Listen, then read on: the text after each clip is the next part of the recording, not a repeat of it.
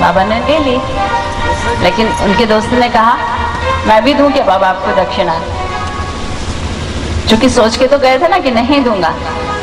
तो उन्होंने कहा नहीं, मुझे तुमसे दक्षिणा नहीं चाहिए, तुम्हारी इच्छा हो तो दो, लेकिन अपने मन से ये तेली की जो दीवार बना के रखी है भेदभाव वाली, इसको मिटा दो।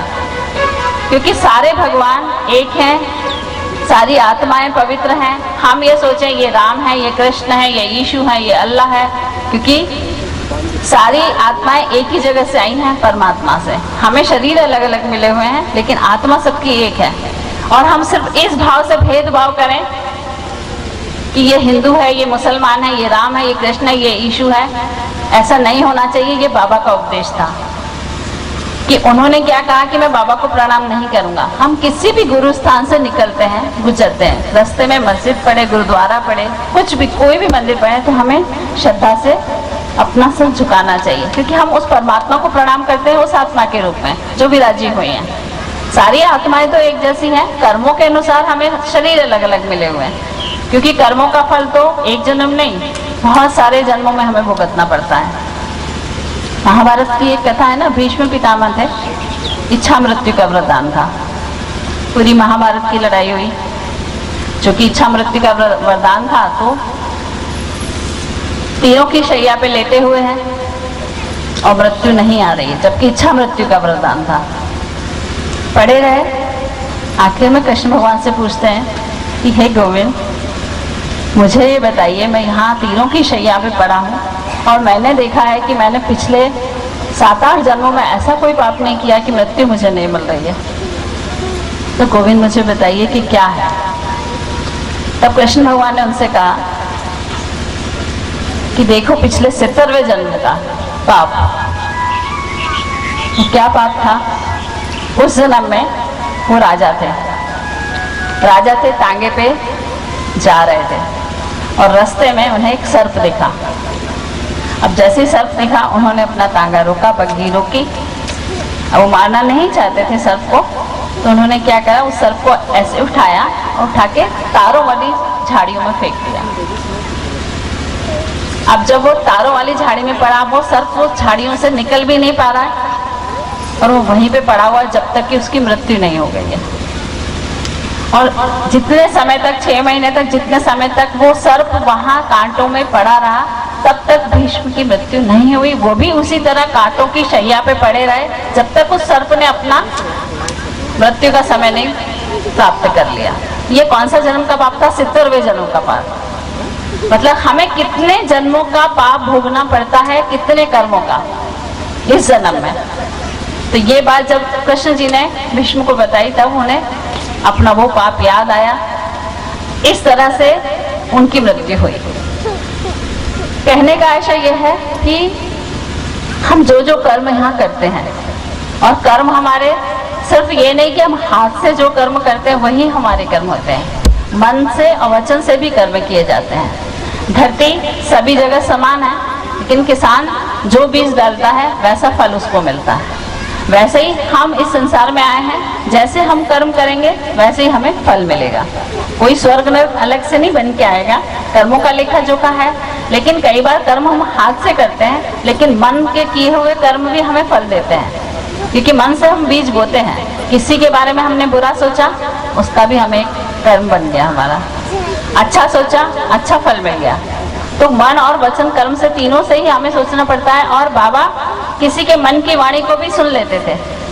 इसीलिए जब वो घर से चले थे महाजनी के मित्र, उन्होंने कहा कि मैं दक्षिणा नहीं दूंगा। बाबा ने दक्षिणा नहीं ली, क्योंकि उनको पता लग गया था कि ये मेरे में भाव नहीं रख रहा है। तो यदि हम भाव से कोई काम करेंगे और भाव से ही उसका फल भी मिलता है। दान की महिमा भी इसीलिए बताइए कि भाव से हम दें, किसी को भी दें तो भाव से दें।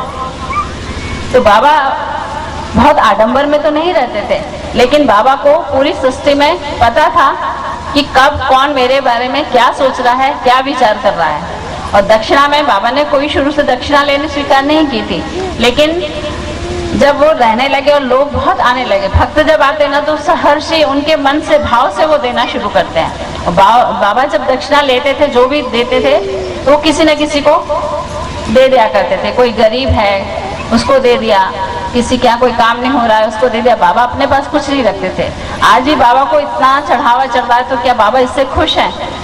बाबा तो दक्षिणा लेना तो उनका कोई काम ही नहीं था, वो तो देने के लिए आए थे और दे ही रहे हैं, अभी तक दे रहे हैं। और बाबा तो हमारे सिर्फ एक भभूति वाले थे।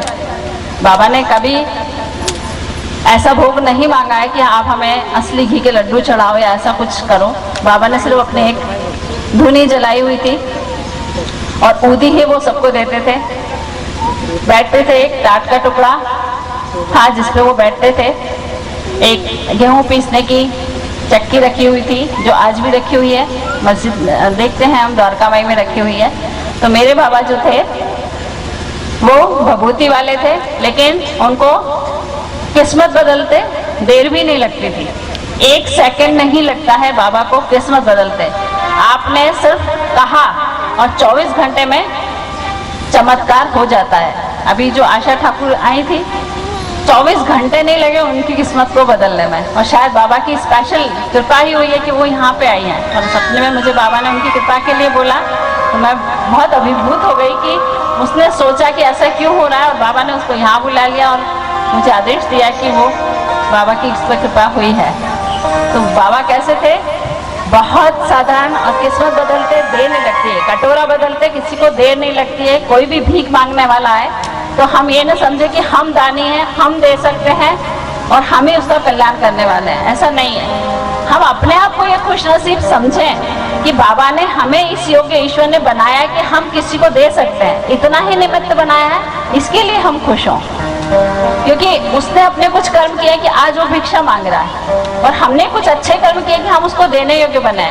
तो जितना हमें ईश्वर ने दिया है उसका कुछ अंश हम ऐसे लोगों के लिए तो निकालें, लेकिन हम ये मत सोचे कि उसको निकाल के हम उसका पुण्य करें। वो पुण्य तो हम अपना बढ़ाते हैं, उसका कुछ नहीं जा रहा, कर्म तो हम अपना लिख रहे हैं। तो हमेशा अपने समय में से कुछ क्षण भगवान के लिए, अपना जितना हम खर्च करते हैं, जितना हम कमाते हैं, जो भी धान है, जो भी कमाई है, उसका दशांश निकालें।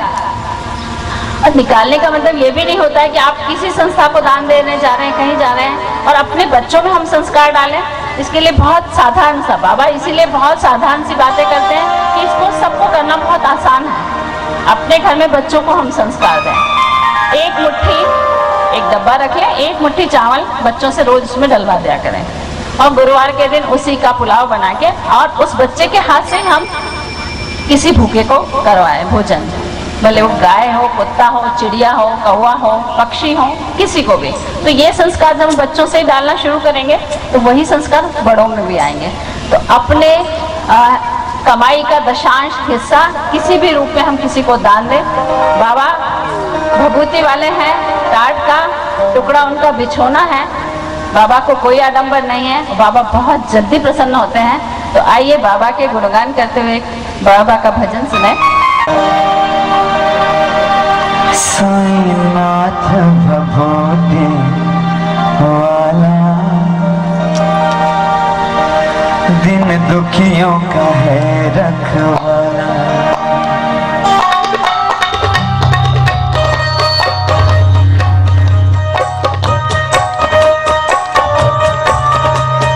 साईनाथ भभूति वाला, दिन दुखियों का है रखवाला।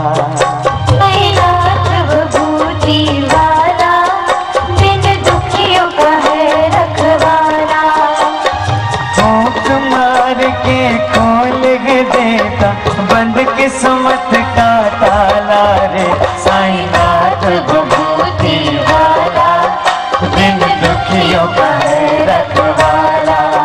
साईनाथ भभूति वाला, दिन दुखियों का है रखवाला।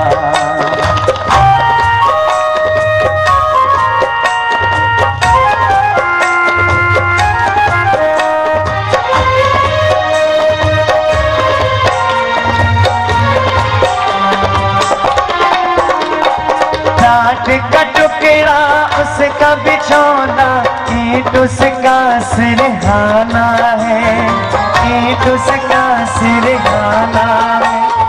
पहुँचा हुआ,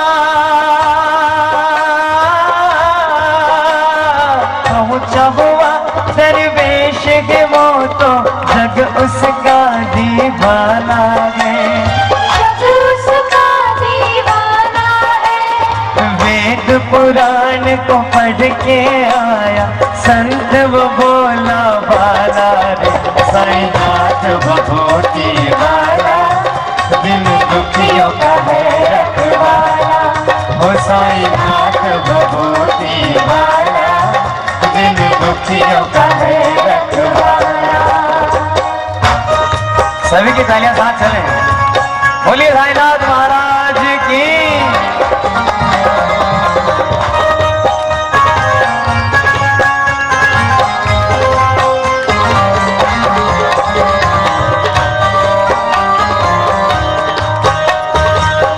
जब मन में श्रद्धा होती है तो आपकी कामना जरूर पूरी होगी। तो श्रद्धा से हाथ उठाएं, अपने अपने हाथ उठाएं श्रद्धा से, और ऊंचे हाथों से बाबा की ताली बजाते मेरे साथ जयकारा लगाएं। बोली सच्चिदानंद सतगुरु साईनाथ महाराज की।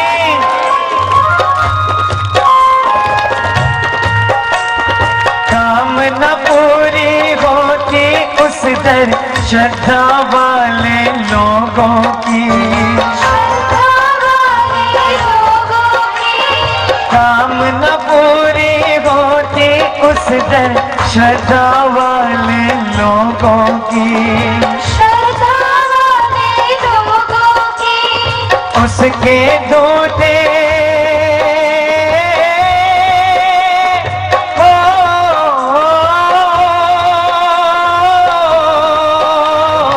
उसके दूड़े की वो बबूते, एक दवा 100 रोगों की, एक दवा 100 रोगों की। उसकी दया की नजर हुई तो सबका संकट टाला रे, साईनाथ विभूति वाला, दिन दुखियों का है रखवाला। हो साईनाथ विभूति वाला, दिन दुखियों का है रखवाला। बाबा कैसे हैं?